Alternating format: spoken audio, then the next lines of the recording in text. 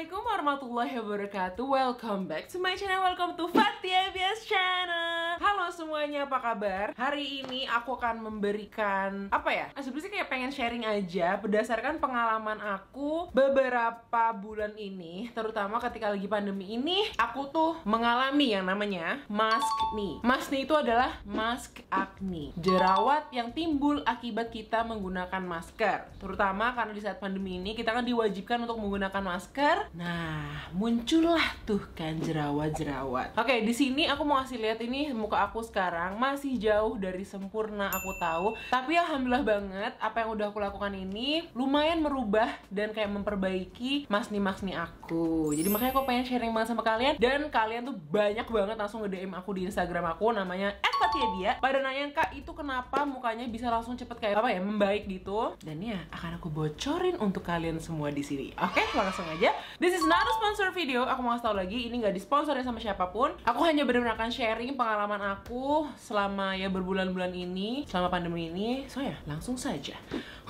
Oke, aku bakal ngejelasin dulu kepada kalian maskne itu apa sih, dan kayaknya tuh bener-bener kayak baru hits banget tuh selama beberapa bulan ini. Oke, jadi ini aku akan membacakan sedikit pengetahuan tentang maskne. Aku ambil dari artikel news.llu.edu. Jadi LLU itu Loma Linda University Health. Jadi insya Allah artikelnya ini terpercaya. Dia itu mengambil quote atau kayak kata-kata dari Harry Dow, dermatologis dari Loma Linda University Health ini, yang menjelaskan tentang maskne. Terus maskne itu dia bilang sebenarnya itu bukan fenomena baru gitu loh. Cuman karena emang sekarang lagi pandemi dan emang harus diwajibkan pakai masker, ini jadi kayak hits banget sih sebutan maskne ini. Jadi maskne itu adalah a skin condition brought on by prolonged wear of facial personal protective equipment. Jadi kayak masker-masker itu menimbulkan heat, panas, friction itu gesekan, occlusion, halangan pada kulit, dan ketika itu bergabung dengan lingkungan yang lembab. Pertama, emang Indonesia lembab. Kedua, emang lembab karena kita bernafas, kita berbicara, kita berkeringat, itu menimbulkan breakout. Begitu kata Ibu Dow ini. Pores get clogged, jadi pori-pori juga jadi tertutup, dan bisa menyebabkan pimples, jerawat, atau acne cyst. Acne cyst itu jadi jerawat tapi yang kalau kayak radang jerawat gitu. Nanti aku kasih gambarnya acne cyst atau jerawat dan lain sebagainya. On top of that, the prolonged occlusion, heat and sweat can cause the skin to become dry, itchy, and raw. Jadi hal-hal yang tadi itu bisa ngebuat kulit kita itu malah jadi kering, gatel, dan kayak raw tuh mentah. Raw itu apa ya jatuhnya, kayak tidak enak lah pokoknya, rasanya tuh kayak nggak enak gitu. Terus tambahannya lagi, jerawat-jerawat yang muncul akibat pakai masker itu sebenarnya nggak cuma karena maskernya doang, tapi misalnya alergi dengan bahan-bahan kimia. Misalnya dari masker yang kita gunakan itu dicuci dengan bahan-bahan kimia yang nggak cocok di kulit kita. Terus ada rosacea, kalau kalian tahu, itu juga masalah kulit yang muncul karena panas, karena stres, karena pakai masker, dan increased flares atau kayak ruam atau suar gitu. Terus bisa juga seborrheic dermatitis, ada folliculitis. Jadi kalau folliculitis itu malah kayak ada jamur atau bakteri.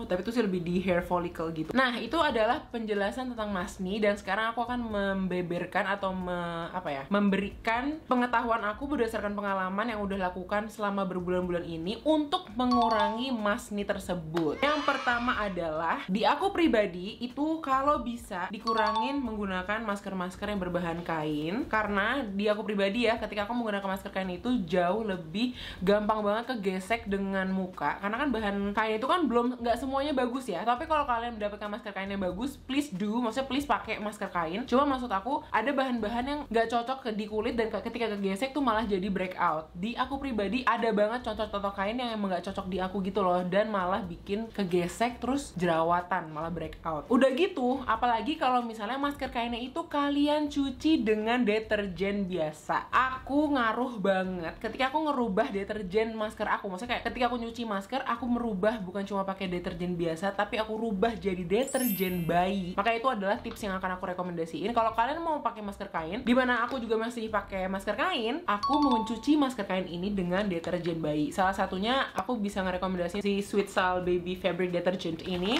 karena aku emang pakai ini dan aku alhamdulillah cocok banget. Tapi kalian juga masih bisa pakai yang lain-lain, deterjen bayi bayi yang di sekitaran kalian, karena udah pasti kalau deterjen bayi itu lebih lembut dan memang diperuntukkan untuk bayi yang memang kulitnya masih muda, lebih sensitif pastinya daripada kulit-kulit manusia yang udah dewasa kayak gitu. Jadi solusinya di aku, kalau misalnya kalian tetap pengen pakai masker kain, silahkan banget, tapi dicucinya kalau bisa menggunakan deterjen bayi. Atau kalau misalnya kalian juga mau mengurangi gesekan yang ada di antara mulut, bagian mulut dengan kain ini, udah ada sekarang yang jual kayak protektor mulut gitu yang disangkutin di dalamnya masker. Aku tuh belum punya, jadi kayak rangkanya mulut gitu sebelum kita pakai masker kain yang kayak gini bentuknya. Itu menurut aku lumayan ngebantu banget. Pertama, ngurangin gesekan yang ada di mulut. Terus yang kedua juga dia akan ngebuat kita ketika ngomong tuh kayak ngomong biasa aja gitu, karena dia ada rangkanya gitu loh di sini. Kebayangkan ya? Itu menurut aku juga menjadi salah satu solusi juga. Atau kalian udah pasti bisa menggunakan masker medis. Di sini aku memang kalau masker medis dan sebenarnya semua masker jangan lupa untuk diganti maksimal banget 4 jam sekali diganti untuk mengurangi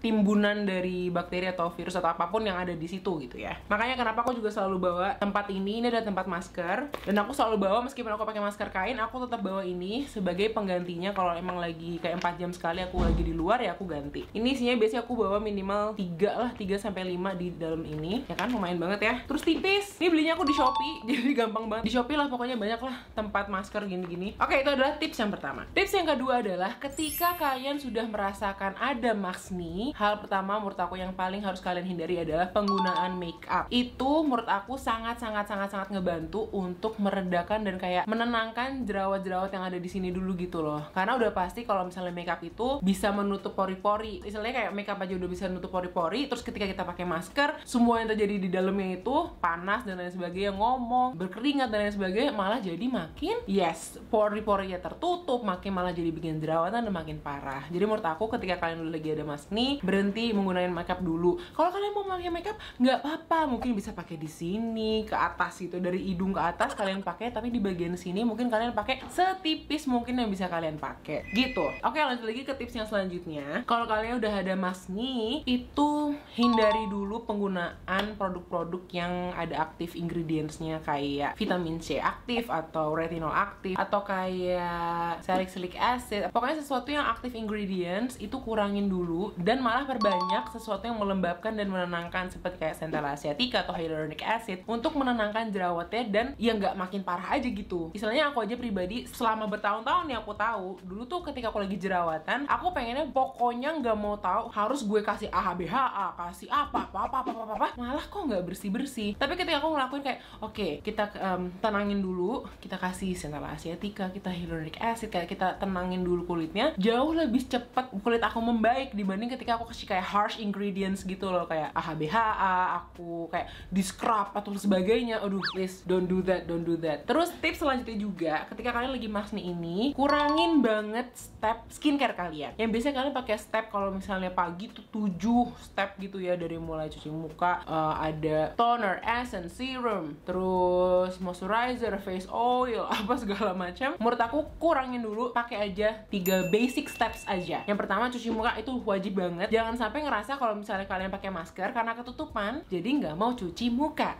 Tidak boleh ya. Tetap cuci muka, pakai facial wash yang memang kalian cocok, dan kurangi juga dulu penggunaan physical exfoliator. Jadi kayak pencuci muka tapi yang ada butiran-butirannya dikurangin dulu. Terus yang kedua, menurut aku pribadi, kalian harus pakai toner tetap untuk mengembalikan pH kulit dan kayak sedikit menenangkan dan melembabkan kulit juga. Terus yang ketiga, step-step kayak essence, serum dan lain sebagainya mendingan gak usah dulu aja. Bener-bener tenangin dulu kulit kalian, stop dulu segala macam-macamnya. Lanjut kita ke moisturizer aja. Moisturizer itu gunanya untuk ngelock atau mengunci kelembaban yang ada di kulit kita. Kalau misalnya udah cukup tuh 3 itu, jangan lupa pakai sunscreen kalau pagi. Jangan ngerasa kalau misalnya kalian pakai masker itu nggak usah pakai sunscreen, kayak seolah-olah pakai masker itu udah menutupi dari sinar paparan UV gitu kan ya. Enggak sayangku, tetap masuk, tetap nembus. Jadi tetap harus pakai sunscreen kalau pagi hari. Nah, kalau misalnya itu kan buat pagi. Kalau buat malam, menurut aku pribadi dan hasil pengalaman aku juga, nggak masalah sih kalau misalnya kalian mau pakai regimen yang lumayan lengkap. Karena kan kalau malam pertama nggak pakai masker, malam itu kan istilahnya kayak regenerasi kulitnya memang pada malam hari, metabolisme juga pada malam hari buat wajah, buat kulit terutama itu di malam hari kayak gitu. Jadi nggak apa-apa kalau malam pakai skincare lengkap. Intinya kalau kalian mau pakai skincare, banyak-banyakin aja 3 hydrating products. Kayak misalnya sesimpel setiap layer kita pakai skincare, kalian semprotin pakai facial mist yang ada hyaluronic acid atau yang untuk melembabkan, untuk kayak tetap bikin kulit kita tuh lembab gitu loh. Nah, sekarang tips selanjutnya lagi adalah ketika memang masih ada masninya tapi harus pakai masker. Itu jawabannya adalah gunain